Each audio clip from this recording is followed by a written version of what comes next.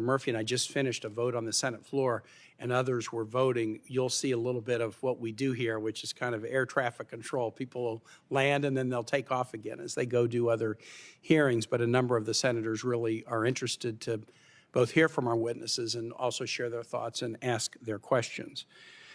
We're here because of the reconciliation bill, which should be, we call it the Big Beautiful Betrayal Act. My Republican colleagues are trying to pass it by a party line vote without including us in any of the discussions about what's in the bill, but it will be disastrous for this country. And I know I speak for Senator Murphy and I and my colleagues. We're going to do everything we can first to amend it to death to try to make it better, but it will still not be to our liking, and then we'll do everything we can to try to defeat it.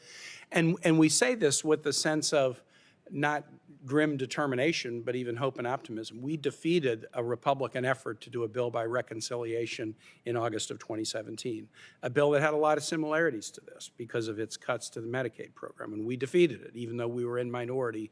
And so we're setting our standards high, not just to wage a battle, but wage a winning battle is our goal. Senator Murphy and I are holding this particular spotlight forum first to shine a light on how Republicans are making very conscious and intentional decisions to harm working families while giving a substantial tax cut to the uber wealthy. And second, and just as if not more importantly, for those of us here today and across the country to hear directly from you, from folks who are in the vineyard and who are going to experience in very direct ways in your work and in your lives the effects of this bill should it pass. President Trump and congressional Republicans are championing this BBB, and it reflects choices, affirmative, calculated decisions about who to help and who to harm. That's basically a way to look at a bill like this. Who are we helping? Who are we harming? But we don't have to make a choice. We don't to harm middle class and working people. We don't have to do that. We can cut taxes for working and middle class families without cutting crucial programs that these families rely on. We can choose not to give additional tax breaks to those who have already been so benefited in the past by tax breaks. According to the Institute on Taxation and Economic Policy, the top 20% of households, thank you. I'm going to introduce our witnesses after Senator Murphy opens up, but I'm already quoting a source from one of our witnesses. The top 20% of households will receive nearly 70% of the tax cuts in the House bill. That is an upside-down priority. And according to the nonpartisan Congressional Budget Office, and they are truly nonpartisan and independent, they often say things that I don't like. In this case, what they say, I'm more happy to report, 16 million Americans nationwide will lose health care coverage under the House bill, and that includes more than 300,000 Virginians, according to our Joint Economic Committee. The House bill and the Senate bill came out yesterday, and we're still trying to compare it, but the House bill would cut SNAP, the Supplemental Nutrition Assistance Program, by 20%, slashing away a crucial safety net for about 200,000 Virginians. 800,000 get SNAP benefits. The benefits are modest, $4.70 a day, but 200,000 of those 800,000 will either have their $4.70 benefit reduced or completely eliminated. SNAP finds hunger fast. When it's slashed, families will feel hunger a lot faster. So it's crystal clear what's the goal here. The Senate version of the bill will reportedly cut SNAP by $211 billion, which is the same amount that they're spending on cutting the estate tax, a provision that affects 0.2% of the American population, the least needy portion of the American population. They're going to be benefited by these SNAP cuts that hurt so many who are so vulnerable. So if we take a second and just tally things up, the tax plan would boot millions off health care, take food from the mouths of hungry children and families, cut taxes for millionaires and billionaires, and drive up the deficit by $3 trillion, although I saw the Senate version actually knocks it up even further, maybe as high as $5 trillion. So this is before you start factoring in historic and illegal tariffs that the administration is levying on the same everyday people who are suffering by these cuts. The Yale Budget Lab found that when you factor in both the reconciliation bill and the president's tariff actions, the bottom 80% of American households are going to be worse off. So I truly hope my Republican colleagues will have a change of heart and rework this product. And we're sure going to give them an opportunity to do it with all the amendments that we're going to offer, very targeted amendments that will pose some really important choices for them. They could take out all of the SNAP and Medicaid cuts by scaling back the tax cuts for the wealthy and still have a bill that costs the same. As it is, this legislation is going to harm Virginians and harm Americans. I'm really pleased to be joined by my colleague. We came into the Senate at the same time after he had served in a distinctive way in the House of Reps, and he is really one of the best messenger warriors we have on the Democratic side in terms of taking these 1,000 or 2,000 page bills and making them super plain to the American public about what they will in fact do. I'm really happy to now recognize my friend, Senator Chris Murphy. Well, Tim, thank you very much, and thanks to you and your staff for taking the lead on putting this very important hearing together. Thank you to all of our panelists, to all of our guests for being here. You are speaking truth to power. That's the best of America when we stand up to those that are in our government, are in positions of authority, who are trying to take from the dispossessed, from the most powerless in our country. We call this bill a betrayal, and Tim said it correctly, because to us this is a betrayal of our fundamental responsibility as public servants. We are supposed to create a world in which everyone has a shot at the American dream, in which everybody, if they work hard and play by the rules, have a chance at economic mobility, have a chance to do well for themselves, but also for their children. And so that means looking at the folks who are at the lower rungs of the economic scale and making sure that you are putting them in a position to succeed. And we know for far too many working Americans, for folks that are making the minimum wage or just above the minimum wage, right now, they view this economy as rigged, as working against them every single day of the week. And why this bill feels like a betrayal is because, as written, it makes life infinitely harder for the very people that we are supposed to be fighting hardest for, the people who are working every day, playing by the rules, often dealing with traumas and difficult life circumstances. And for what? In order to enrich at disgusting new levels the folks who life has treated pretty well, the people at the very, very top of our income pyramid. Depending on how you cut the analysis, the percentage of Americans who are going to lose money differs, but it's an extraordinary number of low-income and middle-income Americans. Upwards of 40% of all American households, if this bill is implemented, will be poorer because of it. Well, the very rich and the very affluent will be much richer. The very richest families in this country will get an average $270,000 tax cut because of this bill. Most families in this country can't imagine what it's like to live on $270,000 for a year, and yet that's the new amount of money that will be coming into families at the toppest end of our income pyramid. So this feels like a betrayal of our responsibility, which is why we're using these spotlight hearings to just uncover and unpack what the real world impact is on families, to take one last shot at convincing our Republican colleagues to, at the very least, make changes so that lives are spared. And let's just be honest, when you're talking about almost $1 trillion in Medicaid cuts, when you're talking about throwing upwards of 16 million people off of their health care, you are talking about life and death stakes. This isn't just about impacting the quality of someone's life. This is about ending people's lives. One research estimate is that 42,000 lives could be lost each year because of the disenrollments in Medicare and the marketplace coverage.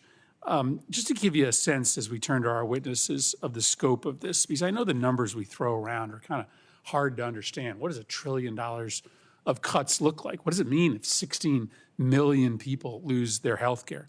If 16 million people lose their health care, that's the equivalent population of the entire population of Idaho, West Virginia, Hawaii, New Hampshire, Maine, Montana, Rhode Island, Delaware, South Dakota, North Dakota, Alaska, Washington, D.C., Vermont, and Wyoming combined. That is a healthcare cataclysm. And that doesn't happen without the impact being so significantly deep, even on those people who still retain care. Because the estimate also suggests that because of all of this withdrawal of money out of the system, especially the system that supports care for folks on the margins of our economy, up to 340 rural hospitals could close. 33 hospitals in Louisiana could close. 35 hospitals in Kentucky could close. 40% of the rural hospital capacity in Alaska could disappear if this bill is passed. So even if you keep your coverage, even if you are lucky enough not to be one of the people that are thrown off their care, your life could be impacted because your ability to get your loved one to an emergency room when you need it could disappear. So I want to thank Tim. I want to thank my colleagues who are going to arrive as you give your testimony for the questions that they will ask. We literally just moments ago got a new updated Congressional Budget Office analysis, and the news doesn't get better, Senator Kaine. It just keeps on getting worse. This new analysis says that the deficit impact on the country will be even bigger, now looking at $3.7 trillion in additional deficits, that the bill is going to increase interest rates. So on top of the fact that you're going to lose your health care, you're going to lose your nutrition benefits, you're going to watch the rich get richer, you're also going to pay more to get into that first house, to be able to borrow to put your kid through college. This is a really important hearing, and I'm looking forward to the witnesses helping us to tell the story of what's going to happen on the ground. Thank you, Senator Murphy. And now I'm going to introduce witnesses. What I'm going to do is I'll just introduce one witness at a time, do testimony, and then I'll move to the second introduction, and we're going to go left to right across, my left to my right across the panel. And we're going to start with Michael Linden. Michael is a senior policy fellow at the Washington Center for Equitable Growth. He brings over 15 years of economic policy experience, including senior roles in the Biden administration, the White House Office of Management and Budget, and also on Capitol Hill. And we'd ask each witness to try to be about 5 minutes in your testimony, and then we're going to give you plenty of time to talk more when we ask you questions. Michael. Thank you very much, Senator. Thank you, Senator Kaine, Senator Murphy, all the members of the forum. Thank you for the opportunity to be here today. I'm going to make 3 points in my testimony. First of all, the Republican budget bill that passed the House of Representatives and is now under consideration here in the Senate is, in fact, an unprecedented transfer of income and wealth from the bottom to the top. Never in modern history has a single bill taken so much from working families and directly deposited into the pockets of the wealthy. That's never happened before in our lifetimes. Second, in addition to being obviously morally indefensible, the budget bill is also economically backwards, and it's likely to impede growth and prosperity going forward. And finally, it's important to note that the distributional analyses that we have of the current bill are probably understating the impacts on low and middle income people, and the impacts on those families will likely be larger than what our current estimates indicate. So to begin with, let's just step back and understand the basic contours of this bill.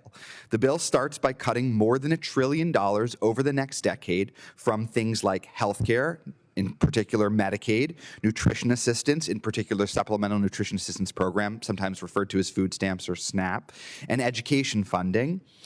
It takes that $1 trillion and transfers it to partially cover the cost of roughly $4 trillion of tax cuts, with most of those tax cuts going to people at the top. The difference of roughly $3 trillion, as you already heard, is added to the national debt. Those are the fundamental building blocks of the bill. But what does that mean in practice, in real life? It means that millions of Americans will lose their health insurance. Millions more will pay more for health care, lose nutrition assistance, pay more for higher education. And critically, those costs will not be equally shared across every American. They will fall most heavily on low and middle income families. The rich, by and large, will not be affected by those cuts. The rich will, however, benefit more heavily from the tax provisions in the bill. Of the roughly $4 trillion in net tax cuts proposed by the House bill, more than half of the total benefit goes to the richest 10% of Americans. You heard my colleague Amy estimated more than 70% goes to the richest 10% of Americans. Or 20% of Americans. The average tax cut, as you already heard the senator mention, the average tax cut for somebody in the 0.1% is over $250,000 a year. When you put those pieces together, it's easy to see how the bill directly takes money out of the pockets of low and middle income people and puts it into that very money into the bank accounts of the wealthy. In our lifetimes, we have never seen a bill that so directly and brazenly takes from the poor to give to the rich. It actually has never happened before in any of our lifetimes. No major piece of legislation in at least 40 years, and probably longer than that, has simultaneously made the poor poorer while making the rich richer. In fact, a forthcoming brief from Yale professor Jacob Hacker, in partnership with the Washington Center for Equitable Growth, will compare this bill's impact to previous tax and budget bills and finds that it is indeed an unprecedented transfer from the bottom to the top. Now, needless to say, most Americans agree that taking money from the poor and giving it to the rich is morally indefensible. Most Americans of all political backgrounds do not want to see poor people become poorer and rich people become richer. Beyond the clear moral failings of this bill, it's also the case that making the rich richer at the expense of everyone else is a huge economic mistake. Growth and prosperity do not trickle down from the rich. Instead, shared growth and prosperity flows from the contributions of everyday Americans who participate in the economy to their fullest as workers, consumers, innovators, caregivers, and so much more. Extreme inequality itself is a barrier to economic growth and prosperity because it leads to fewer opportunities for the vast majority of people. It distorts economic incentives, and it undermines our collective ability to solve problems that we can really only solve together. This bill actually raises each of those barriers to growth and prosperity. It reduces opportunities for mobility by making it more costly to afford the basic necessities that struggling families need to advance their economic lives and give their children a better shot at prosperity. It rewards the already wealthy and powerful for taking a bigger slice of the pie rather than growing the pie. And by once again cutting taxes for the rich, it will further reduce resources available to all of us to solve the problems that can only be solved together. The reason why it always feels like there's never enough money to pay for things like basic health care, improve our schools, fix our roads and bridges is because we're spending all that money on tax cuts for the wealthy over and over again. Indeed, the negative effects on the economy is just one of the reasons why this bill is likely to fall more heavily on the poor and the middle class, even more than what initial analyses suggest now. Because when the economy slows, likely low and middle income people feel the burden of that much more than rich people do. But there's more reasons why it's going to hurt poor and middle income people more. For example, the administration's proposed cuts to science and technology research, food and consumer safety, disease prevention, and housing are all going to hurt middle and low income people far more than they hurt the rich and corporations, and the promise of those future cuts has been an explicit part of the argument in favor of this bill. Similarly, and as was already mentioned, the Trump administration's across-the-board tariffs have been cited as another part of the overall package here, and tariffs, like sales taxes, are regressive because lower-income families pay a larger share of their income to pay the higher prices that tariffs cause than richer families do. And as already noted, the Yale Budget Lab found that after including the tariffs, 80% of Americans end up paying more under this package, and 1% of the richest 1% will pay less. And finally, I must mention that the overall reduction in federal revenue that would be caused by this bill will once again lead to future cuts that fall most heavily on poor and middle class families. Supporters of this very budget bill today say that the fiscal imbalance is one of the reasons we have to cut health care and take food out of the mouths of hungry children, and why middle-income families simply must face higher grocery and energy costs. But in fact, the main culprit responsible for our fiscal deficit and our debt is the series of repeated, very large tax cuts that primarily benefit wealthy individuals and corporations. Put simply, over the last 25 years, Congress has has spent many trillions of dollars on unpaid for tax breaks, and now they are saying we can't afford health care or nutrition assistance for low-income and middle-income families. Tax cuts for the rich are not free. Somebody will pay for those tax cuts, and this bill proves once again that it won't be rich people who pay that bill, it will be middle and low-income people. Let me wrap up by being as plain as I can possibly be. This bill will take money away from millions of poor and middle-class Americans and put that money into the bank accounts of the richest people in the history of humankind. That is what this bill will do. Underneath all of the policy details and analyses and talking points and distributional tables, that is the simple truth. This is the most upside-down bill in modern American history. Thank you, Michael. Next, we are going to hear from Amy Hanauer, Executive Director of the Institute on Taxation and Economic Policy. She brings nearly 30 years of experience in advancing economic justice through tax policy. She also leads Citizens for Tax Justice and previously founded Policy Matters Ohio, where her research helped shape fairer policies for working families in the Buckeye State. Amy. Thank you so much, Senator, and thank you, Senator Murphy and Senator Durbin, for being here as well. I'm the Executive Director of the Institute on Taxation and Economic Policy, and everything I talk about here you can find on our website at itep.org. So the One Big Beautiful Bill Act would cut services to poor and middle-class families, reduce revenue for public needs, and provide large tax cuts primarily to the richest Americans, while also cutting taxes of foreign investors. These elements mean that the bill would dramatically increase inequality, as Michael has said. And as a New York Times headline succinctly put it last week, Trump's big bill would be more regressive than any major law in decades.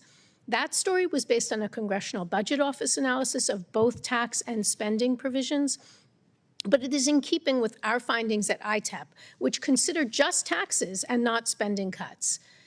We found, considering just taxes, that the richest 1% of Americans would receive a total of $124 billion in net tax cuts in 2026, while the middle 20% of taxpayers, a group that is obviously 20 times larger, would receive less than half that much.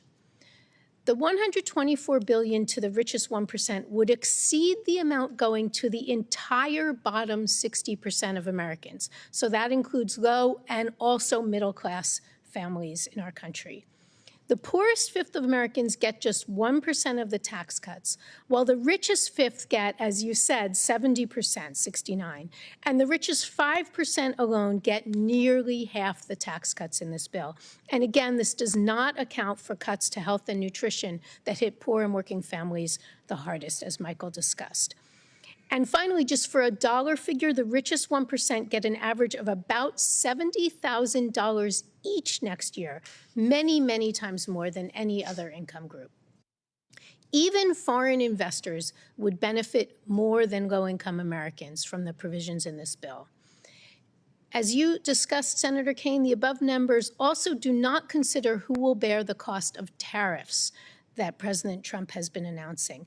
And we looked at the May 22nd version of President Trump's tariffs and found that they alone would offset most of the tax cuts for about 80% of Americans, low income, middle income, and even upper middle income families. For the lowest income 40%, the tariffs actually cost more than any tax cut they would get. Now, some provisions of this bill get a lot of media attention. This includes temporarily eliminating taxes on some tips, on some overtime pay, on some income that elderly people get, and on some car loans. And there are much better ways to help working people than these so-called populist provisions. But also, for all of the discussion that these have gotten, combined, they constitute less than 4% of the cost of this bill, while 96% of the cost of this extremely expensive bill is for tax breaks that go primarily to the wealthiest. And remember, as Michael so eloquently put it, this is paid for by the biggest cuts to healthcare and food assistance in American history. I'd like to highlight a few of the tax cuts because that's what my colleagues do best. The costliest is the individual income tax cuts. They alone cost $2.18 trillion, and most flow primarily to high-income households. Policymakers could substantially lower the cost by limiting them to households earning under $400,000, for example. The bill contains $1.21 trillion in new business tax breaks over the next decade, and that's despite the fact that we have already cut business taxes in many permanent ways with prior Republican-passed legislation. One of the business tax cuts is the pass-through business deduction. This allows partners in law firms, accounting firms, hedge funds, and other businesses to pay a lower rate. And again, this primarily benefits the top 1%, contrary to how it is sometimes portrayed. The bill also contains several business tax breaks that solely benefit large multinational corporations. One is a lower rate on certain foreign profits, known as the Global Intangible Low Tax Income. There's lots of complicated acronyms in this bill. And this subsidizes offshoring. I mean, that's what you need to know from the complicated acronym. The other benefits companies with significant intangible assets, such as patents and trademarks. And we at ITEP found that 15 large multinationals, including Meta, Amazon, and Apple, received most of the total benefit of this break. The bill continues a decades-long effort to weaken the estate tax, as I think you referenced, Senator Kaine, by more than doubling the estate tax exemption. So a couple would be able to leave $29.99 million to their heirs before anyone pays a penny in estate tax. Policymakers— I guess they assume 30 million would just be too much. Yeah, exactly. 29.999 million, Right. though, is just right. Policymakers used to set this tax so that a little over 2% of estates were subject to it, but it is now less than 0.1% of people who die leaving an estate large enough to incur any tax. And this bill actually makes that worse. The bill costs about $2.4 trillion, including some tax increases. And we probably don't have time to get into those during my testimony, but happy to do so in the Q&A. But some of the increases are themselves quite problematic. Among these are increases that raise prices for health care, that reduce tax credits for low-income families with children, and that reduce spending on green investment that had been creating jobs all over this country.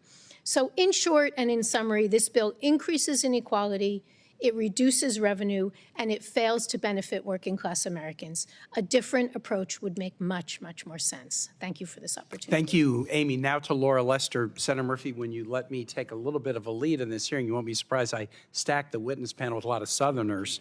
And so I'm really excited about that. You guys, Laura Lester is somebody we really are glad to have with us. She is the CEO of Feeding Alabama, an umbrella organization for food banks and food assistance programs in Alabama. She's got a long background in law and public health. She spent her career advocating for low-income communities, from legal aid to global health work in Ethiopia, and now leads efforts to address hunger and food insecurity in Alabama. Ms. Lester, we're glad to have you. Thank you so much for having me. So I work with the 8 Feeding America food banks in our state. We are the folks who receive, sort, and distribute unwanted food and donations to around 1,500 frontline partner agencies in Alabama, mostly congregations who provide food to those in communities who struggle with hunger. We're here because we are deeply concerned about the unprecedented $211 billion in cuts to the SNAP program that are proposed in this bill. SNAP is the nation's most important anti-hunger program, and I want to talk a little bit about the real-world implications of what would happen if those cuts were implemented, the consequences that would be felt throughout Alabama, the entire country, to our families, our farmers, our grocers, to the economy. Even before these proposed cuts, Alabamians have been struggling, and as they have struggled, food banks and pantries have struggled along with them. To give you some idea of the enormous strain that already exists on charities in Alabama, our network went from distributing 61 million pounds of food in 2019 to 90 million pounds of food in 2024, a 50% increase in only 5 years.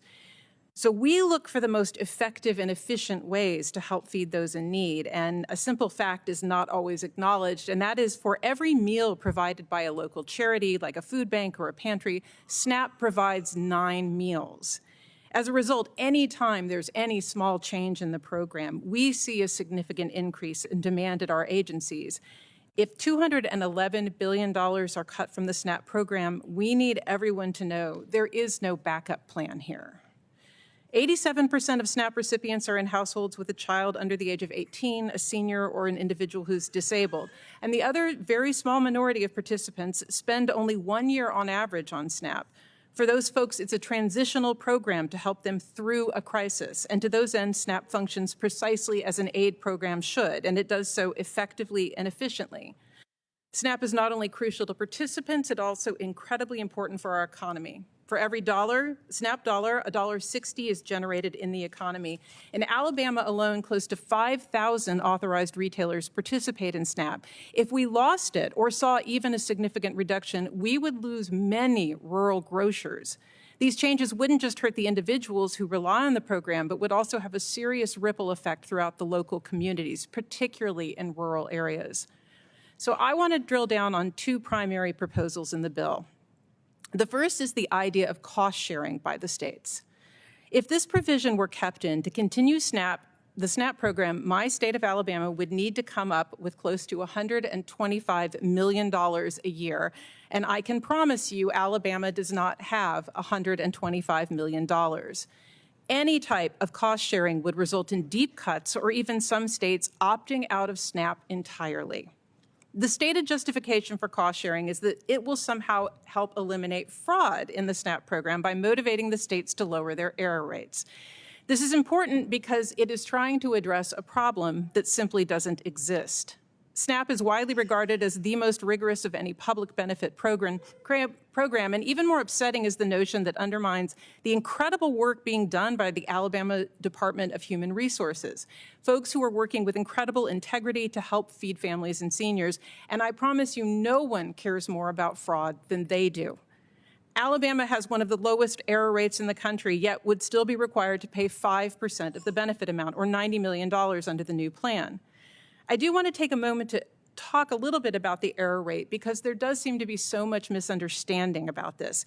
Error rates are overwhelmingly unintentional agency or client errors. Error rates do not mean fraud rates. Only a tiny percentage of the error rate is actually fraud, typically less than 1% of the program. And it is rigorously identified and prosecuted. So when someone says we can cut $211 billion from the program by eliminating fraud without any explanation of what and where that fraud is, it is wildly unrealistic. My last point about fraud, there are millions of dollars that are actually stolen by criminals from SNAP recipients every year. It's called skimming, and it's been a horrific problem for the last few years. We recently had $4 million stolen from hungry families in 1 month in Alabama. Parents who fill their carts only to find out their benefits were taken, and they have to leave the cart and go home without anything to eat. This is the biggest issue facing the SNAP program, but the bill does nothing to address that. The bottom line is that most of the fraud in the SNAP program is perpetrated against the recipients, not by the recipients. And the next idea behind the $211 billion in cuts I have to mention is the expansion of the time limits or the work requirements imposed on certain groups. In the proposal, parents with a child 10 and older would be subjected to a time limit where they could only receive 3 months of benefits in 3 years if the parent couldn't comply with complicated and red tape-laden work requirements. And if that weren't enough, the time limit would also be extended to people up to 64 years of age. These time limits already apply to some adults without children, and there has never been one bit of evidence that that rule led to more individuals working. It simply means more people are going hungry. And in this case, it means children and seniors are the ones who are going to suffer. You can't get to $211 billion in cuts without people going hungry. You cannot get there by improving fraud because there's nothing left to fix. All these cuts will do is harm our most vulnerable populations and the entire communities in which they live. Thank you. Thank you, Ms. Lester. And now to Aida Pacheco from Hanover County, Virginia, north of Richmond. Aida will share her daughter's story and the vital role that Medicaid played in her daughter's cancer treatment. A lifelong public servant and community advocate, and I know it well because she worked with me when I was a much younger governor of the Commonwealth of Virginia. Ida has worked across education, workforce, and health systems, and has had multiple leadership serving the Latino community both in Virginia and New Jersey. Ida, welcome. Good afternoon. Thank you, Senators Kaine and Murphy, for hosting this forum and for inviting me to share my Medicaid story. My name is Aida Pacheco, a retired Virginia state government employee and a resident of a rural area in Hanover County for 36 years, where 1 in 10 adults are on Medicaid. But most importantly, I am a mother fighting for my daughter to continue her health care as she is one of 630,000 Virginians currently enrolled in Medicaid expansion. The passage of Medicaid expansion in Virginia in 2018 gave relief and peace of mind to my daughter and many recipients who are employed, sometimes in more than one job, and who pay taxes, but who do not earn enough to afford private insurance. In fact, we know that most Medicaid recipients do work, and those who are not working may be prevented due to caregiving responsibilities, school attendance, retirement, a disability, or illness.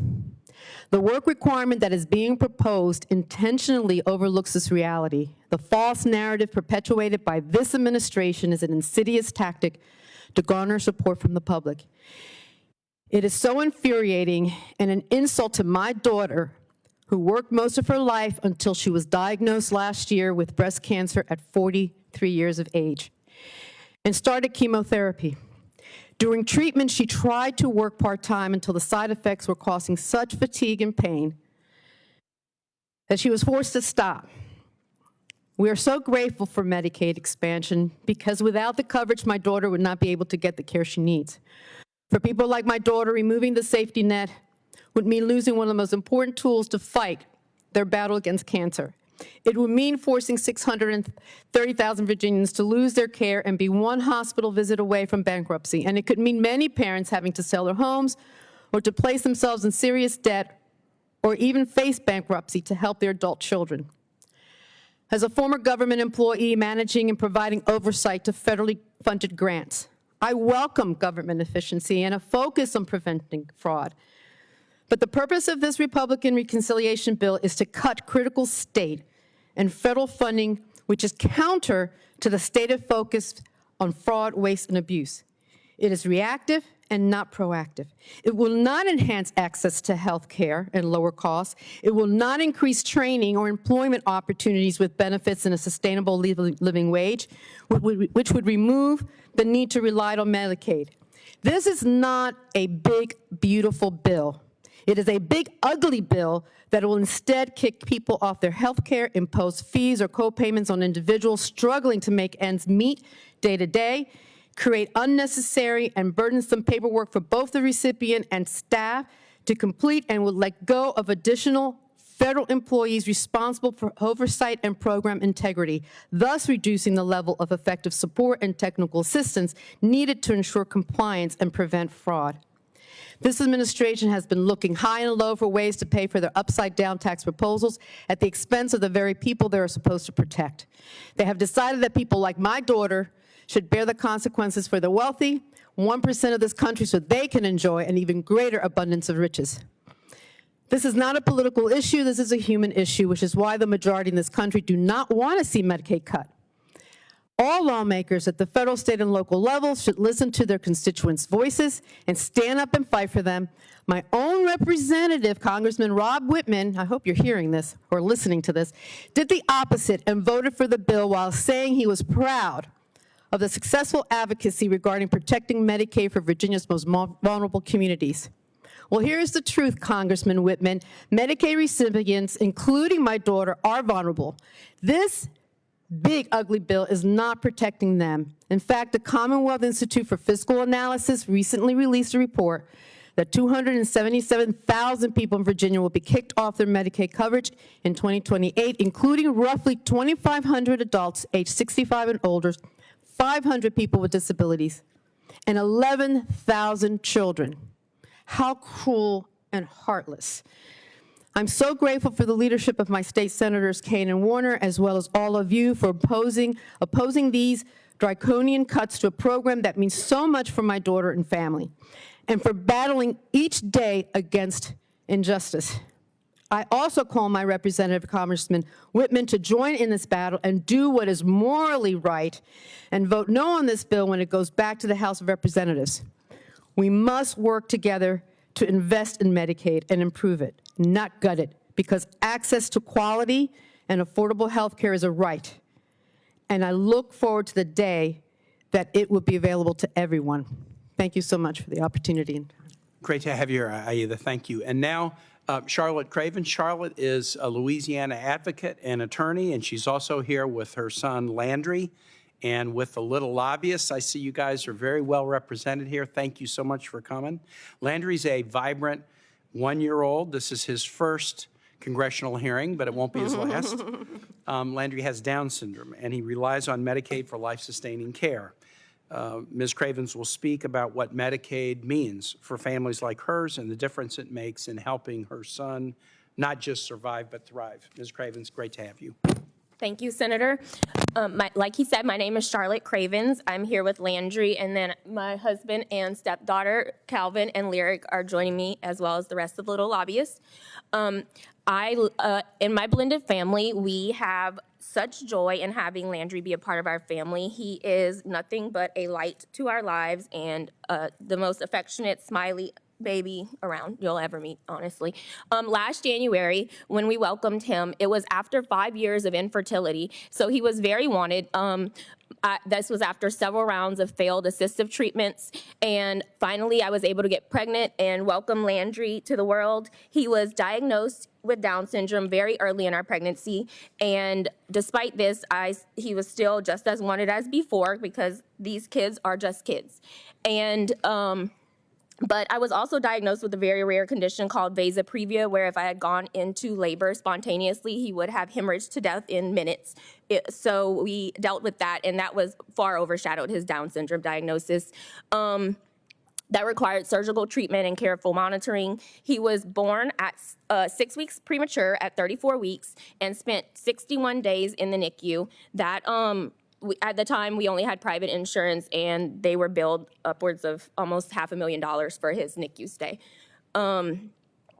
We knew that Down syndrome can show up in a lot of different ways, and while Landry doesn't have the heart issues that affect around 50% of kids with Down syndrome, he does have a lot of the issues with muscle tone, and this affects his breathing. Up until January, he was on continuous oxygen, and then he also eats by feeding tube. We have it here with us. And he solely his whole nutrition is through feeding tube, and Medicaid provides us with the supplies that we need. Hi, you want to talk to? With the supplies that we need to keep him fed, and we actually are dealing with an issue where our DME company sent us expired food that we didn't realize. So there are also issues to this, but we. In addition, as you can see, he's just the happiest baby. He loves to watch Miss Rachel, and he loves to watch basketball with his dad and watch his sister play. Being on Medicaid has been transformative for our lives. It pays for all of his therapies. He's in speech, physical, and occupational therapy. And Medicaid provides for him to be able to have these therapies in the home, which is extremely valuable in making progress. He does therapy in a clinical setting as well as in the home, and the difference is night and day.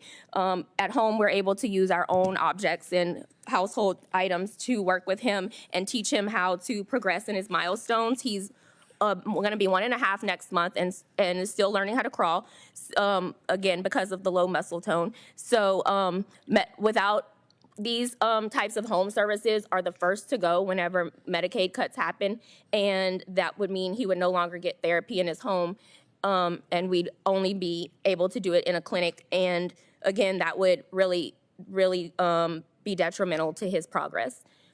Additionally, we're seeing that people with Down syndrome want to be active, contributing members of society when we provide them with the support that they need. These early intervention services I mentioned are the difference between institutionalizing our kids and seeing them become vibrant members of society.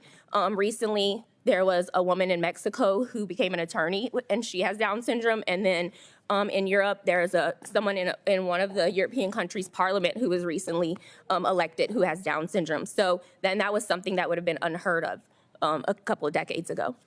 Additionally, the financial stress of being a caregiver for a medically complex kid is immense. Before we had our Medicaid approved, which it just got approved this past January because it took months for us to get his medical file to the state because of how large it was once he got out of the NICU. It had us on just the co-pays alone from our private insurance had us on the brink of bankruptcy. I know people wonder why people with private insurance would need Medicaid. I'm an attorney. I make decent money. You would think there'd be no reason I would need Medicaid, but being a caregiver to a child with disabilities, there's no amount of money that you can make that would make it an easy job. Having Medicaid made the difference between us paying hundreds of dollars a week, thousands of dollars a month in co-pays to not having to worry about that anymore. And so that has been a huge burden off of us. Again, it's these barriers that are a burden, not our children. With Landry, we also have to think about the future. Someday we'll be gone. Children with Down syndrome almost inevitably become adults with dementia. Around 50% of children with Down syndrome by their 60s will have some form of dementia, and if they're blessed to live even longer lives, that goes up to 70 and 80%. And at that point, we'll be too old to care for him, and Medicaid will have to take over and pay for his long-term care. With Landry, we also have. Oh, I'm sorry, I lost my place. Landry. You're making this difficult. I know some people say Medicaid has so much fraud and abuse, but cases of fraud are not coming from these children. These children aren't gaming the system. It's not coming from the patient side at all. In fact, I read a New York Times article last year about a behavioral health company that was holding people against their will as long as possible in order to collect the insurance money. So it's the businesses from the business side, not the patient side.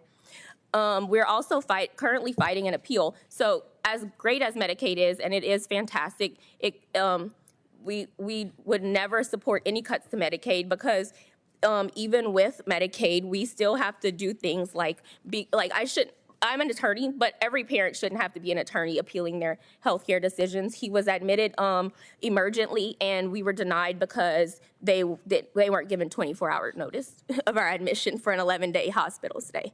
So we're fighting that right now. I thought I was well-informed and a politically active person before I had Landry. I work in the public sector, and I'm an attorney, but navigating Medicaid has been so difficult. It's so many waivers, so many hurdles you have to go through, appeals you're fighting. It's always something, and it's just a maze to navigate. So I really think that that it's a moral issue. This isn't. I know it's a budget bill, but these aren't just dollars. These are humans. These are children with needs that have to be met and life-saving needs.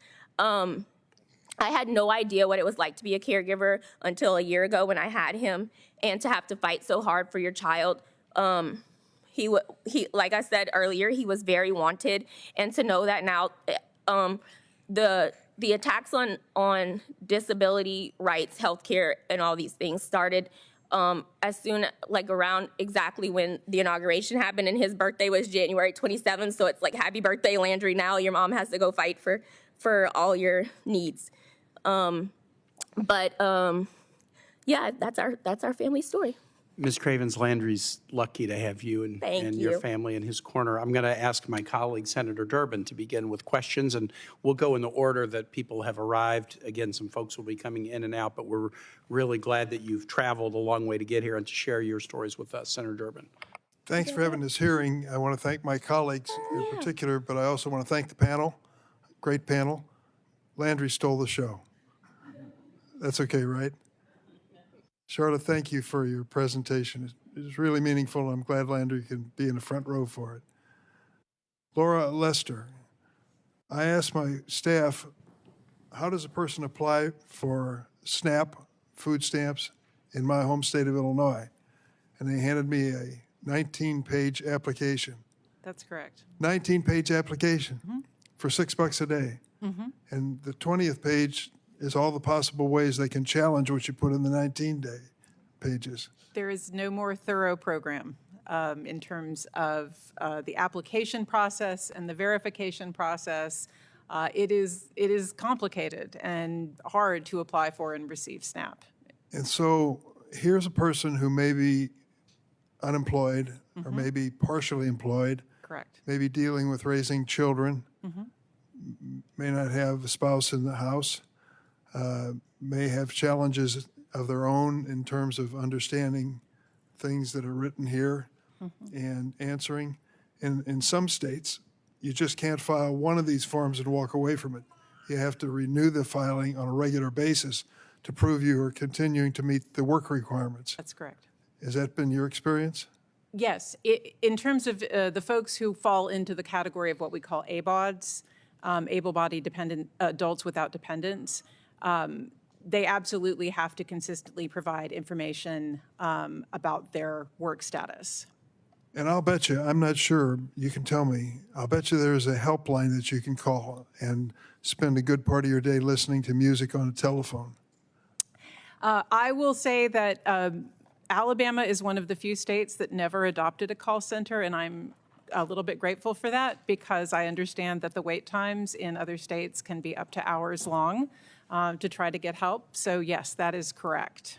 So we're taking people who are struggling, who have limited income, education may be great and not so great, who knows. Children may be a challenge or they may not be. And we're telling them, fill out this form and be prepared to renew it on a regular basis to avoid the possibility that somebody is trying to game the system and get $6 a day. Is that it?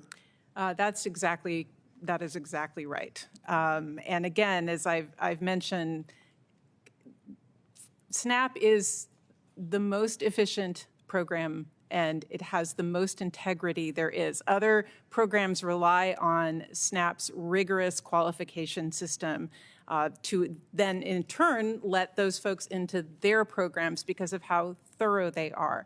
It is very challenging, it is very thorough, and I say all that to say, again, when folks talk about error rates or fraud rates, or they conflate the two, it's very frustrating because, again, the state office is, as you mentioned with your application, very, very thorough in what they do. Amy, let me ask you one quick question about the tax situation here. The Republicans are arguing we're just continuing the tax cut from Trump's first term in office. Is that true? No, sir, it is not. Tell me why it's not true. They are adding additional tax cuts that are extremely expensive and skewed to the wealthy, first of all. And secondly, those initial tax cuts that were passed at that time were passed under a short term because they were extremely costly. And so renewing them extends that cost, increases the debt and the deficit for the American people, and deprives us of the ability to fund programs like those that the other panelists have talked about. Is it true that during his first term as president, Donald Trump added more to the national debt than any president in the history of the United States? Yes, sir, it is. And what about this time around? If they meet their goals, will they break that record? Yes, they will. And because of that, we could get into something called sequestration, which says your budget's too far out of balance. And as a result of that, there could be cutbacks in Medicare. Is that a possibility? It is certainly a possibility. So the promise never to touch Medicare is broken in this bargain as well. It could be. Understood. Thank you, Mr. Chairman. Thank you, Senator Durbin. We'll go to Senator Baldwin and then Senator Klobuchar. Thank you, Senator Kane, and I want to thank you and Senator Murphy for bringing us together on this important topic, working folks pay while the mega rich profit. I very much appreciate those of you giving voice to the ways in which working folks are paying. I want to shine a spotlight, as my colleague Senator Durbin just did, on the tax policy side of this. Mr. Linden, President Trump has a history of over-promising and under-delivering, and his failed promise to close the carried interest loophole is a really perfect example of this. During his first campaign, he claimed that the carried interest loophole was ridiculous and unfair to American workers. And I agree. Yet in the 2017 Republican tax bill, they did not close that loophole. History seems to be repeating itself. Earlier this year, the president again voiced support for closing that loophole. Republicans have the chance to get that job done, and yet their massive bill leaves the carried interest loophole fully intact for private equity managers to continue to avoid paying their fair share. So my bill, the Carried Interest Fairness Act, would close the loophole because despite the extraordinary profits that private equity funds are raking in each year, our tax code currently allows private equity managers to avoid paying taxes, or their fair share, often paying tax rates that are lower than middle-class working people. Do you agree that it's time to close the carried interest loophole, number one? And number two, what would finally closing that loophole mean as a matter of tax fairness for working families? So it's beyond time to close that loophole. It's a loophole that is patently unfair, and the American people agree. But I actually have really bad news for you, Senator, which is that the House bill that passed and is now over here for consideration not only did not close the carried interest loophole, as you point out, it actually extends a new tax break to private equity funds that did not previously exist. And so not only did they not make good on the promise to close this loophole for private equity funds, they actually have another tax break for private equity. And it's fitting that you asked this question right after we just heard about all of the hoops that working people have to run through in order to get a basic $6 a day food stamp allocation. We never seem to ask whether private equity managers are delivering on their tax breaks, creating the jobs that they say they will do. They don't have to jump through hoops. They just get their tax breaks. So it's absolutely time to close that loophole and ask the very wealthy to pay their fair share in taxes broadly. Thank you. Ms. Hanauer, I want to start by thanking you for your work earlier in your career at the Center on Wisconsin Strategy in Milwaukee. By the name, the acronym is COWS, which was very fitting. You've rebranded since then, but we love the Center on Wisconsin Strategy to place women in unionized manufacturing jobs. So thank you for that work. Thank you. Last month, the Institute on Taxation and Economic Policy released national and state level estimates of the House-passed reconciliation bill, revealing that the tax provisions in the reconciliation bill would significantly favor the richest taxpayers, while working families would only receive extremely modest tax cuts, not even weighing in the other effects of cuts elsewhere. So I have two questions for you. Can you speak generally to the distributional effects of the House-passed budget reconciliation bill for working and middle-class families compared to the wealthiest Americans? And then once you've done that, overall, how would the tax provisions in the reconciliation bill affect working families when taking into account the tariff policies? Yes, thank you so much, Senator Baldwin, and thanks for noting my Wisconsin roots. I met my husband and had my first child there. So you're absolutely right. This bill is very, very skewed to the wealthiest Americans, and in total would end up providing the top 1% of Americans with a $70,000 tax cut each. And that is far, far higher than anything that any other group of Americans gets from this bill. When you look at the percentage terms of this bill, the vast majority of the benefits go to the top 20%. half of the benefits go to the top 5%, and an outsized portions go to the top 1%. In fact, the top 1% of Americans would receive $124 billion in tax cuts from this bill. And as you say, once we consider the tariff policies, we actually end up with the bottom 80% of the population either about breaking even or losing out. For the lowest income 40% of Americans, they would actually pay more in tariffs than they would get in tax breaks from this bill. And as you've pointed out and has been reinforced here, this is all to pay for tax cuts to the very wealthiest and will end up forcing cuts to the most basic services that families like those represented here on this panel depend on. Thank you. Thank you, Senator Baldwin. Senator Klobuchar, then followed by Senators Wyden and Warren. Thank you, all of you. I especially enjoyed when Landry decided to make that very loud noise of surprise when he heard about all the tax cuts to the billionaires. It was like, it was just perfectly timed. So thank you. I guess I'll start with you, Ms. Cravins, and he is completely adorable and has made my day there. Thank you for joining us all the way from Louisiana. You shared with us that Medicaid pays for his speech, occupational, and physical therapy, as well as his feeding tube, something my daughter had for a while, so I can relate to that. That's not always easy. She had it for a year. And critical medical supplies, coverage that lets him grow up at home with his family, which is so important to you and to him.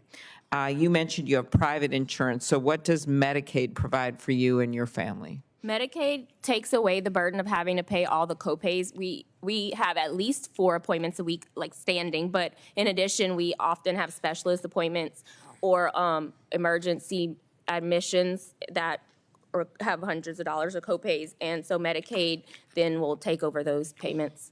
Mm-hmm. And what would you say to those who say that families of medically complex children are driving, quote, waste, fraud, and abuse, end quote, I'd in say Medicaid? I don't know that Landry is being wasteful or fraudulent in his need for Medicaid. I think that it's definitely more at the level of the healthcare providers or the facilities. I know I mentioned in my initial testimony, I was reached out to by someone from the New York Times last year. They wrote an article about a behavioral health company that had been holding patients as long as they possibly could to collect against their will with no medical need to collect the insurance money. So it's not these children that are the ones doing that.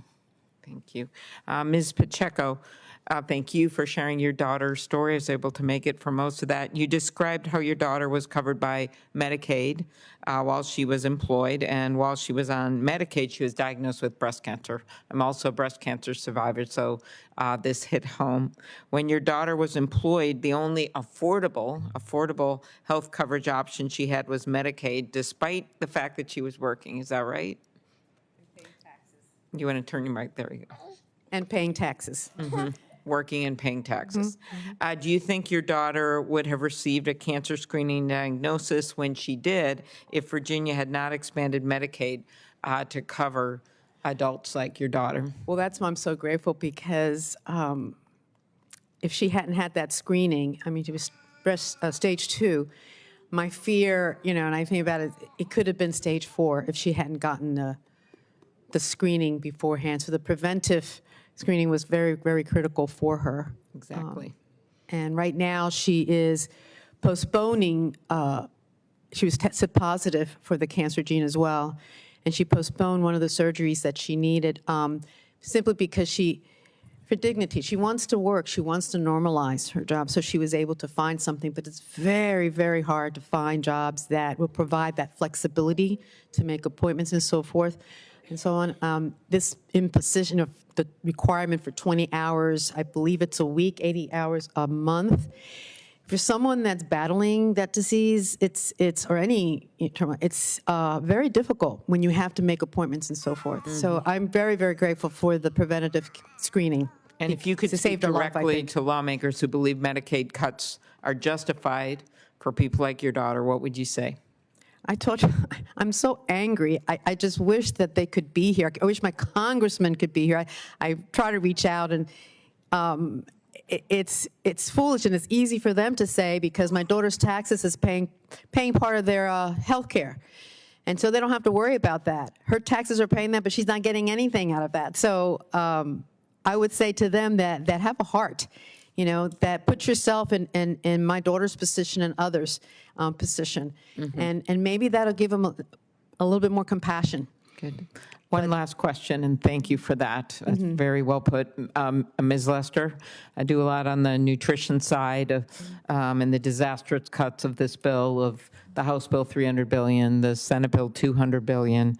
And you know exactly what this means to the people you serve. As you testified, you've seen an increase in food distributed out of your food bank in Alabama. So given the scale of these proposed cuts, what would you want Congress to understand about the real-world impact on families and also local grocers, which sometimes are the only grocery store in a county in Alabama, if these cuts go through? Yeah, we've talked a lot about this, that the impact, again, of course, it's on the families and the children who struggle to have enough to eat, but sometimes those communities only have that grocery store. And I can't imagine how many rural grocery stores we would lose if these cuts go through with this program.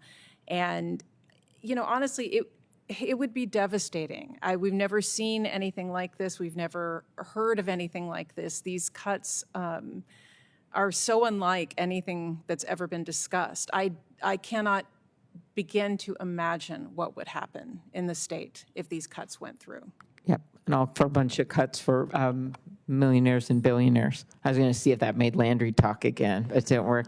Thank you, Senator Thank you, Kane. Senator Klobuchar. Senator Wyden. And Senator Wyden is the Democratic lead on the Finance Committee that has the tax jurisdiction. Really, really happy he's able to be here with us today. But my real dream was to play in the NBA. And I gather, Ms. Cravins, you've got some basketball interests, too. And Landry likes to watch with his dad, and then his sister's actually currently getting recruited by a school down the street from us to play for them. So, yes, we have some fans. Wonderful, wonderful. I looked at your written testimony, and you said something which is particularly important and doesn't get as much attention as it should. And you said many kids with Down syndrome may eventually need long-term care as they age and experience conditions like dementia. I'd be interested in your thoughts on how you think these cuts to Medicaid are going to impact the long-term care options that you would have if this was important at some point. Perfect timing, right? It would definitely affect his ability to long-term care. I know there's been a lot of discussion about giving them Medicaid up until 21 and things like that. At 21, he's still going to have Down syndrome, and he's still going to be at risk of getting dementia one day. And I want him to. I don't want his need for long-term care to be a financial burden on our family, because he's not a burden. It's the system that's the burden. So whatever funding, or like Medicaid funding, is not, cutting it is just not an option for people like him. He will almost definitely have dementia one day. Like I said, the statistic goes up to 80%. The longer they live, the more likely they are to have it. So it's because of the chromosome that's triplicated. So it's just a necessity that he have access to long-term care. Thank you, and I particularly appreciate your speaking out on that. Ms. Pacheco, thank you for being so logical. You said, heaven forbid, we'd have to hear from our congressperson. We pay his salary and all of that. The Senate is overwhelmingly a rural institution. And I gather that your home is in a rural area. Very much so. So do the Congress people show up and listen? I mean, Senator Kane and I and Senator Warren, all of us, make that. I've had 1,120 open to all town hall meetings, and I got a couple more coming up. What happens in rural Virginia? Well, what happened with Congressman Whitman, I can only speak to that, is that he did not have a public in-person town hall meeting. The last time I tried to find out about it, they did it virtually and tried to participate virtually. I wasn't able to get through to even participate. So I believe in my neighborhood, which was predominantly, obviously, Republican and voted Republican, I couldn't even have an Obama sign. I had to remove it because they were throwing beer cans in my yard. And my husband said, I'm tired of picking up the beer cans, no more signs. But anyway, I'm seeing more, in talking to them, I'm seeing more people really upset about what's happening because, as I mentioned in my remarks, 1 in 10 are receiving Medicaid. And not only that, our unemployment rate in Hanover County is only 2.2, and but 9.6% are Medicaid. So adults are on Medicaid. So you figured most of them are working. Most of them are working, and so we just need to make them aware what the situation is for them, and I think they are. There's been an outcry, which is why he chose not to have an in-person town hall meeting. Well, I hope that you'll continue to keep speaking out and encourage other people to do it in rural areas as well, because political change hardly ever starts in D.C. right. and then trickles down. It's almost always the grassroots up and the like. And as I was listening to you, I said, what a powerful voice. And my only grievance is she's way too logical for what goes on in this town. Yeah. And if you'll keep speaking out, Senator Kane will keep championing our cause on these rural issues. And we're going to stay at it in particular until we block these Medicaid cuts. Thank you. I agree. Period. Full stop. There is something wrong about a country as strong and good as ours that can hand out in a matter of days billions of dollars of tax breaks to corporations, which is what the new Senate bill does, and then say, gee, we're going to have people on Medicaid pay more. There's something out of whack with that. agree. We're going to work with Senator Kane and Senator Warren to change it. Thank you all. Thank you. God bless. Very glad to be joined by Senator Warren. Senator Warren, you're up. Thank you very much, Senator Kane. Thank you, Senator Wyden. I want to say a special welcome to the littlest lobbyists. Thank you all for being here. I know it's an especially hard challenge to make it here in person, but I also know that your being here makes a real difference, and I'm just glad to see all of you. And I want to say welcome to everybody else who's showing up to talk about the importance of access to health care, to talk about the importance of access to food, to talk about the importance of clean air and clean water, and why it is that we make investments in building a future, not just for some of our children, but for all of our children. So thank you all. It is an honor to fight alongside you. What I'm going to do in my little space of time here is talk about the other half of the equation. Why they're taking money away from you, where that money is going to go. So you're not going to get health care, you're not going to get long-term care, you're not going to get care for people who are struggling with disabilities, who don't have access to health insurance, so that somebody else can get big fat tax breaks. So that's the part I want to focus on for just a minute here. So as you all know, Republicans in the House and the Senate have to decide on the same bill for it to be ultimately passed into law and sent over to President Trump to be signed. And right now, there's a lot of negotiation going on over that. The House Republicans have already moved and said, we want to make these huge cuts to health care, to food support, to our clean energy program. We want to make those huge cuts. And the Senate has now come back and said, we want to cut even more. We want even fewer people to have access to health care. And we're still trying to work our way through the details of that. But why? So I want to talk about that for just a minute. The House has already passed a version of the bill with hundreds of billions of dollars in corporate tax breaks. And one of these tax breaks is for big companies who spend money on research, and it's called R&D expensing. They try to give this sounds like a great name for something. That particular giveaway to the corporations ended in 2022. Now, the corporate lobbyists are swarming this place. If you notice crowds in the hallways, good chance it's corporate lobbyists out there. They're saying that this tax break is absolutely essential to incentivize investment, right? Otherwise, these corporations just wouldn't make these investments in research. Now, in fact, what studies show about it is that now this tax break just rewards giant corporations like Meta and Amazon for research that they would do anyway. In fact, the data are even worse than that. Senate Republicans just proposed letting companies claim this tax break retroactively to the beginning of 2022. So, Mr. Linden, I want to start with you. You are a senior official in the White House Office of Management and Budget. You understand how budgets work. So I want you to explain to me how a tax break can incentivize behavior and business decisions that occurred 4 years ago. They can't, is the short answer. And that's, you don't need to be you don't have to have any fancy degrees to recognize that you cannot incentivize behavior that already occurred. Okay, so this isn't incentivizing anybody to do any research, giving them these tax breaks. But these corporations want to squeeze more money out of the American taxpayer.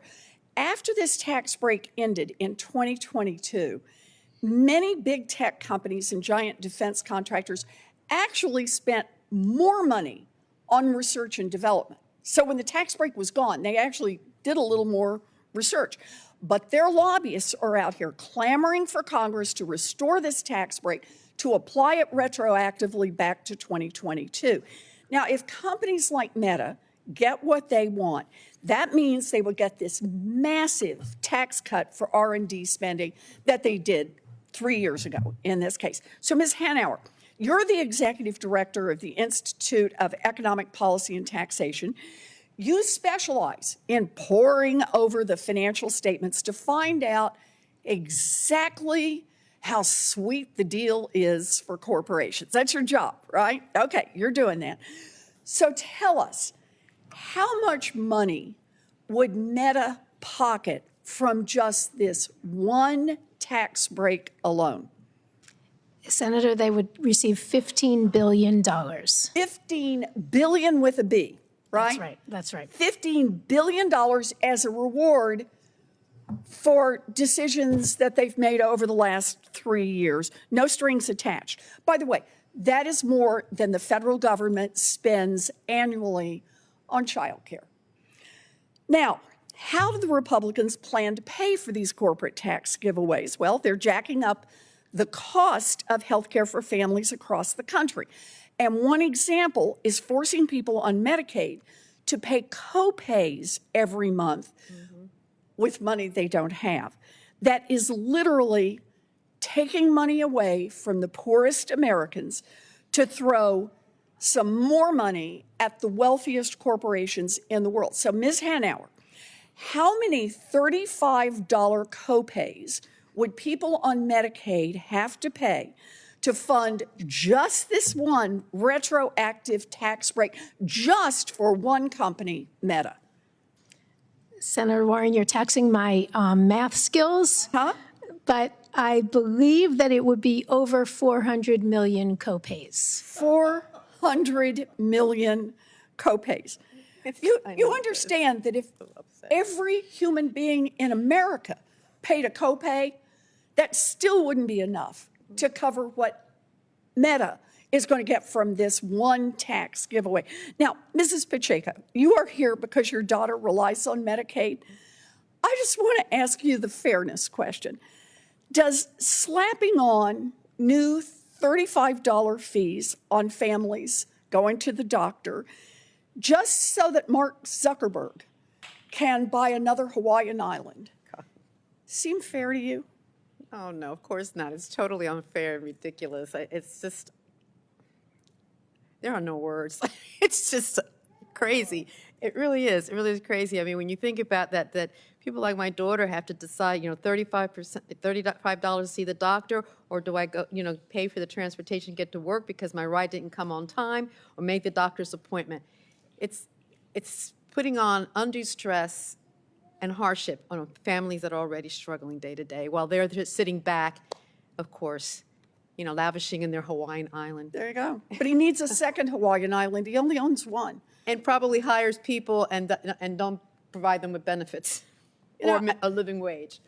So thank you very much. I appreciate your all being here. This is not a drill. Republicans are right now actively debating in the United States Congress whether to cut access for little babies getting the health care they need, for our daughters and sons to get the health care they need, for the people we love to get health care, to get food assistance, so that we can all afford our utilities, every part of this, or give this money to the richest corporations in the world. So I just want to say again, I am grateful to be in this fight alongside all of you. Thank you for fighting. Thank you, Mr. Senator Chair. Warren. We'll go Senator Whitehouse, Senator Reed, then Senator Van Hollen. Thank you very much, Senator Kane. Ms. Hanauer, my question is for you. In this big, beautiful for billionaires bill that purports to be good for the American economy, there are provisions that create incentives for American companies to move jobs, manufacturing, and profits offshore. And when you move profits offshore, you also cut your tax liability. You want to explain? They're never explaining this. They don't want to talk about this. It's the last thing they want to talk about. This is buried for their big donors down in the weeds of the bill. So tell us how this works. Yes, thank you. Thank you, Senator. I mean, first, it's just important to remember that they already dramatically cut business taxes in 2017. And many businesses paid zero. Tesla paid zero last year, and many businesses paid lower taxes. But the provision I believe you're referring to is the GILTI provision in the Republican tax bill. And it cuts the tax rate on foreign... Appropriately named. Yes. It cuts the tax rate on foreign profits in half compared to domestic profits.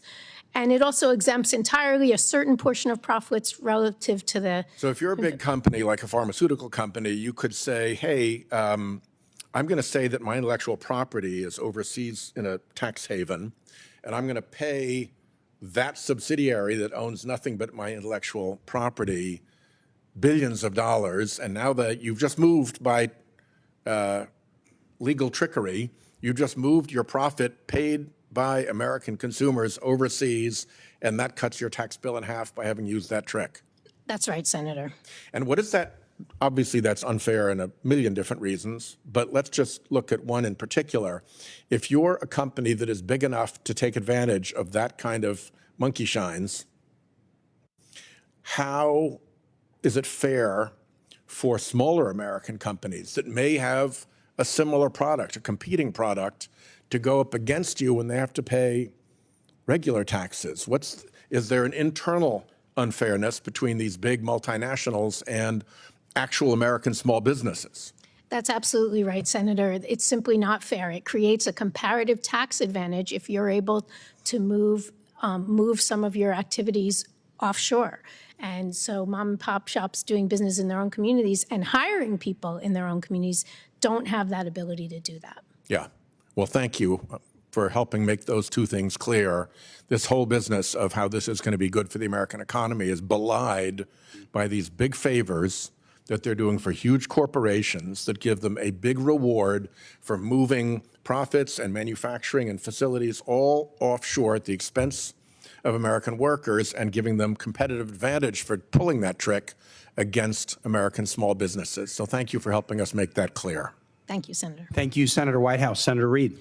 Well, thank you to this great panel. I want to thank my colleague, Senator Kane, for organizing this and leading this. We're about to consider the worst piece of legislation ever introduced in the history of the United States Congress. And it's been made worse over the last several weeks by my colleagues. I think the theme of the bill is take from the needy and give to the greedy. And that's the bill. But there's some details that we could talk about. The key targets for their funding sources for the tax cut, and that's what this is about. They have a tax cut number, and then they said, find anything you can so we can cover that number. Medicaid, SNAP program, and then, by the way, simultaneously they're taking apart the Department of Education. That seems to me the worst possible way to raise children in any country, poor health care, poor nutrition, and probably very poor education as a result. In fact, there's an overlap. In the state of Rhode Island, Medicaid contributes $34 million a year to our education system so that we can educate young children who have serious medical problems. So this is going to be a real bad thing for Americans everywhere. But let me get a couple of questions, if I might. Mr. Linden, we're focused here in Washington on all that's going on, but eventually this is going to present every state in the country with a huge dilemma. How do they fund these now unfunded mandates? And what's going to be the extent of that? Some ideas? That's an excellent question. To step way back for a minute, what you hear from proponents of this bill is that there's just not enough money. We don't have enough money to make sure that every child in America has a decent doctor, a decent food, a decent meal every 3 times a day, a decent school to go to. There's just not enough money, they say. So what we're going to have to do is shift those costs onto the states. The states will have to pick this up. People will have to pick it up themselves. And first of all, I want to be very, very clear. There is plenty of we are an extraordinarily wealthy country. We are choosing to spend that money on tax cuts for corporations and rich people rather than investing them in the landries of our society, of our communities. That is where we should be investing those dollars. Instead, we are giving them to tax breaks to billionaires and corporations. So don't let anybody tell you that these things are unaffordable. We have plenty of resources. We are choosing to spend it on tax cuts. Now, your question is very, very apt. Proponents of this bill will say states can pick up the tab, but that actually suggests that states will have to raise taxes or cut benefits to make that happen. And many of the analyses that I cited at the beginning assume that states will pick up some of those tabs, but that could be wrong. Many states will not be able to do that, and the consequences will be much larger than what we currently are estimating. So the basic truth here is we could absolutely afford to not only maintain the services of Medicaid and food stamps, but improve the services in some of the ways that you've heard today that really could be improved if we simply asked wealthy people and corporations to pay their fair share in taxes. Instead, this bill goes the exact opposite, massive spending on tax cuts for rich people and corporations, and then says, well, we don't have enough money to pay for Landry's services or for women who have been diagnosed with breast cancer, and that's unconscionable. Now, one of my concerns looking at my home state is they're going to have the worst choice possible. We already have great pressure on our medical system for many reasons, lack of doctors, different combinations. But my colleagues, or former colleagues in the state, I was going to say, well, what do we save? Our healthcare system? Or do we save our education system? Because, in fact, I have these images when I was going to school, which was in the last century, and there was always 2 or 3 kids in the back of the room, and their whole job was to stay quiet and don't upset the nuns. I had the nuns. They were special education students, et cetera, but they didn't understand it back then. We didn't invest in it back then. Now you have classes in which these young people can find their talents and go off and do great things. So I think we're putting the states in a position where taxes will go up and many other things will go up. But thank you. And I just, Charlotte, thank you for being here today. And, and Landry, thumbs up. You have private insurance. Correct. But Landry needs Medicaid. And can you kind of give a rough idea of what Medicaid does for your family? Yeah, absolutely. Someone down there was speaking about having copays for Medicaid. What Medicaid currently does for us is pay our copays. I actually have pretty good insurance. I work for our state. So but we still were having hundreds of dollars in copays a week, thousands a month sometimes, depending on how many appointments he had. But he has at least 4 appointments a week on a regular week. So that's hundreds of dollars that we were not expecting to have to pay when we had a child. And so Medicaid takes that and takes that off of our plate. And that was a huge burden last year. Huge. Well, here's the problem, I think, and I'll pose this as both a question and a conclusion.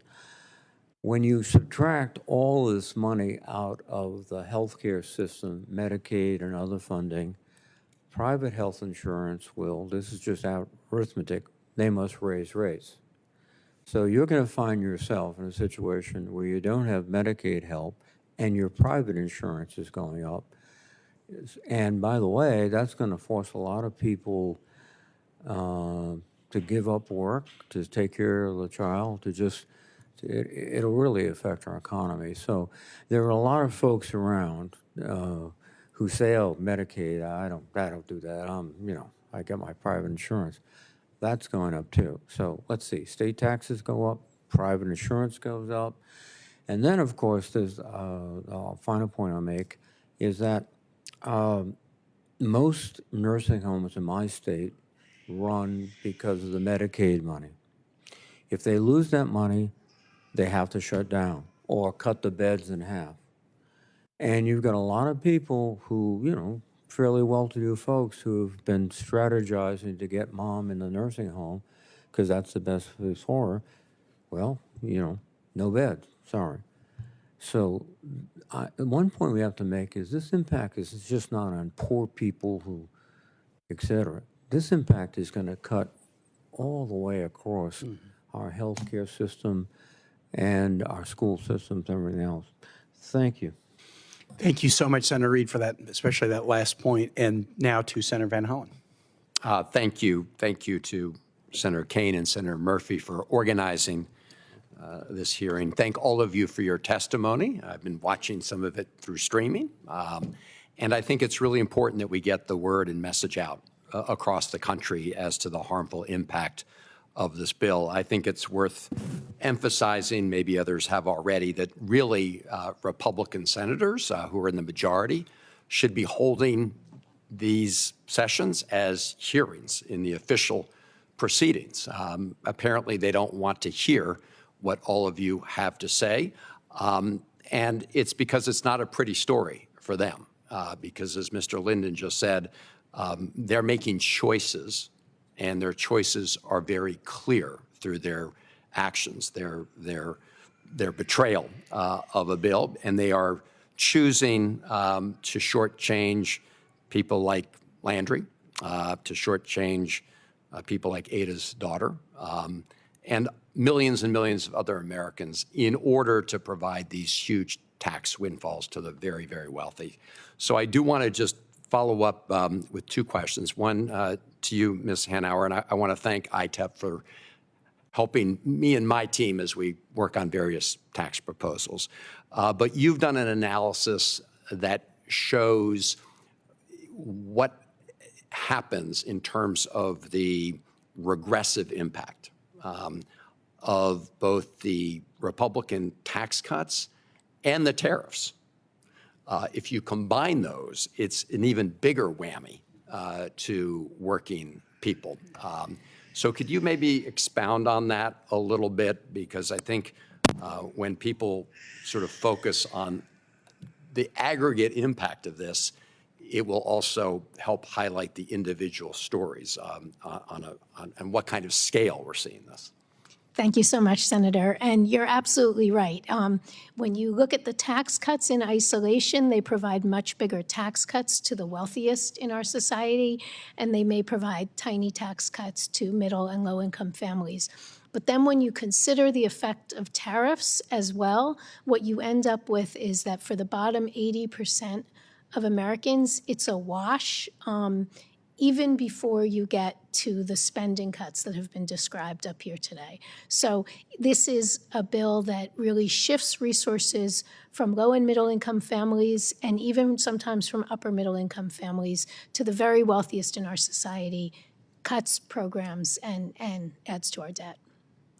I appreciate that, and the numbers are pretty staggering in terms of the concentration of benefits at the very high end versus everybody else who either gets very little or actually gets hurt in terms of cuts. Do you have any sort of overall figures that can sort of illustrate that? Absolutely, Senator.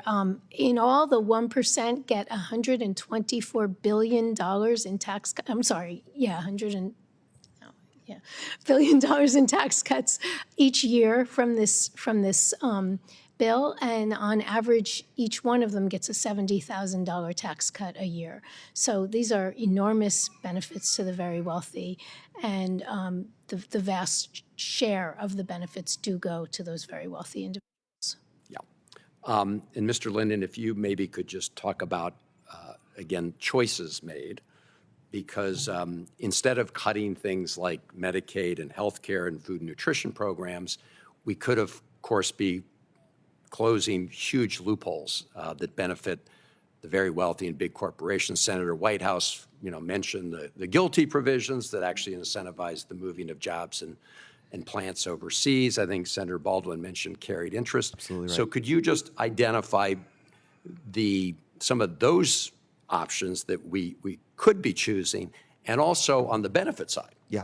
How we could be providing tax benefits to working people to make their lives just a little bit easier. Absolutely. I'm happy to do that. And I want to emphasize here that the shape of this bill, where it takes directly from the poor and the middle and gives to the rich, is unprecedented in modern history. This is not something we've seen before. We've seen bills like the 2017 tax law that disproportionately help the rich and basically leave the poor and middle class out. But we've never seen a bill this directly taking money out of the pockets of working people to give to the rich. And to your point exactly, that is a choice. Instead, you could design a bill that takes a portion of the tax cuts that have gone to the richest 1% or the richest 5% over the last 25 years. Trillions with a T of tax cuts that have gone just to people in the top 5% over the last 25 years. And that would be more than enough to pay for expansions of Medicaid or food assistance or education funding and still reduce the deficit. You could do all of those things if you roll back some of the tax cuts that have gone to the wealthiest people in this country. For example, the corporate tax rate is 21%. It used to be 35%. You could go halfway back and raise $1 trillion or more that could be invested in local education. You could close the carried interest loophole. You could ask wealthy people to not to give up one or two of the loopholes that they use to reduce their tax burden on things like the way that they calculate whether something counts as income or not. There's all sorts of ways you could do that. The fundamental fact here is that this is a choice that the current Republicans in the House and the Senate are making to dig an even deeper fiscal hole by giving more tax cuts to wealthy people and then asking everybody else to pay for that. Got it. Thank you. A vote is on, and so as Senator Van Hollen goes to vote, we're going to just sort of finish up, but we're going to just give you guys a sense of what it's like to be a U.S. Senator. We're going to do a little role play, Chris and I. So we're always trying to seek each other's support on bills that we want to introduce. So, Chris, I've got this great idea for a bill. I'm ready. Okay, I can save a tremendous amount of money to give a really big tax cut to wealthy people by eliminating all federal health care expenditures in the states of Wyoming, Vermont, D.C., Atlanta, North Dakota, South Dakota, Delaware, Rhode Island, Montana, Maine, New Hampshire, Hawaii, West Virginia, and Idaho. I will eliminate federal health care spending for the 16 million people who live in those states to raise money for a tax cut. Now, don't you think that's a good idea? And will you join me on my piece of legislation? You're going to eliminate health care in all those states? Yes, federal spending on health care, yes. In order to pass along a tax cut for the very, very wealthy? Yes. Yeah, not interested. Well, okay, but how about if I tell you it's clearly fair because I've picked red states and blue states. I picked North, South, West, and Midwest. I'm not just going after Democratic or Republican. So Isn't the compelling fairness of my proposal persuasive to you? None of my constituents are interested in that many people losing their health care, Okay. whether they are in red or blue states, in order to pass along a tax cut for the very wealthy. Okay, obviously, no senator or representative would lack self-awareness enough to make such a proposal. That's right. None. That's right. So why is it okay? Why is it okay to make a proposal that would strip health insurance away from 16 million people because they're on Medicaid? Because they're seen as politically powerless or low income, or they're seniors, or they're kids, they don't vote anyway, or they're people with disabilities. If the proposal that I just got thrown out of the room by this learned colleague is so ridiculous that no one would even bring it up, why is it so normal that the House and now the Senate, with their reworked version, thinks a strategy of stripping 16 million people from their health insurance is just like completely okay as a fair topic for discussion? That's why we had this hearing today, and that's why you traveling in many instances quite a way to come and share your stories is so helpful. This is as high stakes as it gets. And you being here together is really important in helping our colleagues and the public understand what's at stake. And with that, I'd like to see if my colleague might like to have some closing comments as well. With a vote pending, I will just reiterate your thanks. This is bad policy, but it's fundamentally immoral. It's a moral abomination. And what we know is that we have power, that this bill has not passed. It has not been signed by the president. And until it has passed and until it is on the way to the White House, then we need to use every bit of leverage that we have to try to stop something that is this deeply unethical and immoral, contrary to the very best traditions of this country, from becoming law. So really appreciate your willingness to stand with us today. I think what we did will have an impact alongside a lot of other small actions that citizens will take all across this country and here in Washington. So Senator Kaine, to you and your staff, thanks for putting this together, and look forward to the fight ahead. Great. Thank you so very much. Thanks, guys.